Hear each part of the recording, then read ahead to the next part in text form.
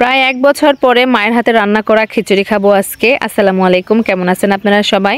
তো মায়ের হাতের এই খিচুড়িটা খাইতে কিন্তু আমার অনেক বেশি ভালো লাগে। আর খিচুড়িটা রান্না করার জন্য আমি সকালবেলা উঠেই হাত মুখ ধুয়ে ফ্রেশ হয়ে আলু কাটা শুরু করে দিছি। আর খিচুড়িটা কিন্তু একদম আলু দিয়ে রান্না করা হয়। এই খিচুড়িটাকে আমাদের এলাকায় ভুজনা বলে, আলুর ভুজনা।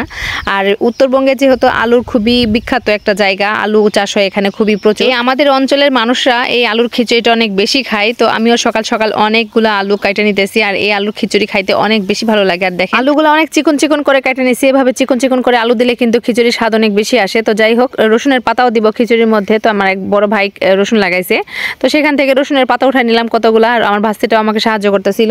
আর গ্রামের বাড়িতে থাকলে কিন্তু রসুন পেঁয়াজের পাতা দিয়ে অনেক কিছু রান্না করে খায়, খুবই ভালো লাগে। আর খুবই একটা ঘ্রাণ আসে, খুবই ভালো লাগে। তো যাই হোক, রসুনের পাতাগুলো দেখতে পাচ্ছেন কত সুন্দর। তো এগুলো আমি নিয়ে যাই আবার মাকে দিয়ে দিলাম। মা আবার হচ্ছে খিচুড়ি সবকিছু আলু ধুয়ে চাল ধুয়ে কিন্তু ডাল দিয়ে সবকিছু রেডি করে নিছে, মাখাই দিতেছে। আর এখানে কিন্তু চাল কম দিতে হবে, আলু বেশি দিতে হবে। আমার মা সবসময় হচ্ছে আধা কেজি চাল দিছে এখানে, আর আলু দিছে 1 কেজি। আর আলুগুলো আমি নিজে কাটছি, কাটতে খুব ভালো লাগছে। মানে এই খিচুড়িটা রান্না করার জন্য চালের পরিমাণ কম দিয়ে আলুর পরিমাণটা একটু বেশি দেওয়া লাগে। তো সব মশলাগুলো আমার মা দিয়ে দিতেছে খিচুড়ির মধ্যে, দেওয়ার পরে হাত দিয়ে মাখায় রান্না করবে। আর আলুর সিজনে এই খিচুড়িটা প্রায় প্রত্যেকটা ঘরে কম বেশি খেয়ে থাকে, এত মজা লাগে। আর সাথে যদি একটু সালাদ কিংবা ডিম ভাজা হয় তাহলে তো আর কোনো কথাই নাই। তো সমস্ত মশলা আমার মা দিছে, পেঁয়াজ কাঁচামরিচ রসুন থেতা করে দিছে, আদা থেতা করে দিছে, দিয়ে সম্পূর্ণ মশলা দিয়ে এখন খিচুড়িটা এতে তেল দিয়ে দিবে। যেহেতু গ্রামের মানুষরা একটু তেল কম খায়, আমার মা কিন্তু একটা বোতলে করে তেল মাইপা তারপরে দিল। তো তেলটা দেওয়ার পরে হাত দিয়ে এখন মাখায় নিতেছে। আর এইভাবে মাখায় রান্না করলে এই খিচুড়িটা অসাধারণ লাগে। আমি তো বাড়িতে আসলে এই খিচুড়িটা মার কাছে সবসময় আবদার করি যে খিচুড়িটা আমাকে রান্না করে খাওয়াও, কারণ ছোটবেলায় অনেক খাইছি। আসলে মা যতদিন বাচ্চা আছে ততদিন তো মার কাছে আবদার করতে পারবো। আল্লাহর কাছে দোয়া করি আল্লাহ আমার মাকে নেক-হায়াত দান করুক, হায়াত বাড়ায় দেখ, যেন মার হাতের খুব সুস্বাদু খাবারগুলো খাইতে পারি।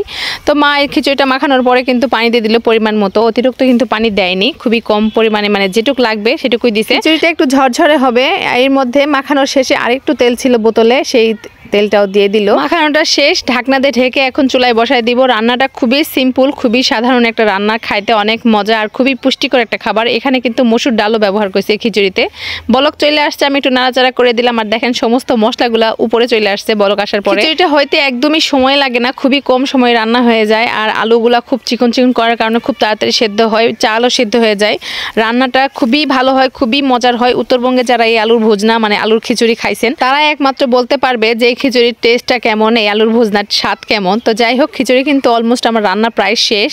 একদম এইভাবে নাড়াচাড়া করে দিয়ে আমি একদম দমে রাখবো, কারণ এই খিচুড়ি কিন্তু অতিরিক্ত ঘাটাঘাটি করলে যে চিকন চিকন আলুগুলা ঘাইটে যাবে, নরম হয়ে যাবে, ভালো লাগবে না। আর এই খিচুড়ির সাথে অবশ্যই একটু সালাদ বানাবো। আর এই সালাদ দিয়ে খিচুড়ি খাইতে অনেক বেশি ভালো লাগে। ভালোভাবে নাড়াচাড়া করে একদম শেষবারের মতো ঢাকনা দিয়ে ঢেকে দিলাম 20 থেকে 30 মিনিটের জন্য, একদম দমে থাকবে। আর এদিকে আমি সালাদ বানিয়ে নিতেছি। টমেটো, গাজর এবং শসা দিয়ে সালাদটা বানালে কিন্তু অনেক বেশি ভালো লাগে। আর সরিষার তেল দিয়ে কাঁচামরিচ পেঁয়াজ ভালো করে হাতে ডলে নিয়ে তারপরে এই তো কাইটা রাখা সবগুলো টমেটো গাজর শসাটা ঢালে দিলাম, দিয়ে ভালো করে হাত দিয়ে একটু মাখায় নিলে হয়ে যাবে। আর এই সালাদটা খেতে কিন্তু অনেক বেশি ভালো লাগে, বিশেষ করে খিচুড়ি দিয়া গরম ভাতের সাথেও খাইতে ভালো লাগে। এই সিজনে সবকিছুই পাওয়া যায়, এসব টাটকা টাটকা জিনিস পাইলে কিন্তু খাইতে আসলে অনেক বেশি ভালো লাগে। তো তরকারি যদি একটু খারাপও হয়, এরকম সালাদ একটা বানিয়ে নেবেন, দেখবেন তরকারির থেকে অনেক বেশি মজা লাগবে। তো সালাদ আমার বানানোর শেষ, আমি একটা প্লেটে খিচুড়ি নিছি আর সালাদ নিয়ে নিছি। এত মজা হয়েছে খিচুড়িটা, মাশাআল্লাহ, আলহামদুলিল্লাহ। আমার মার হাতে আল্লাহ পাক আরো বরকত দান করুক। তো আজকের খিচুড়িটা আপনাদের কাছে কেমন লাগলো অবশ্যই কমেন্টে জানাবেন। সবাই ভালো থাকবেন, সুস্থ থাকবেন। আজ এই পর্যন্তই, আল্লাহ হাফেজ।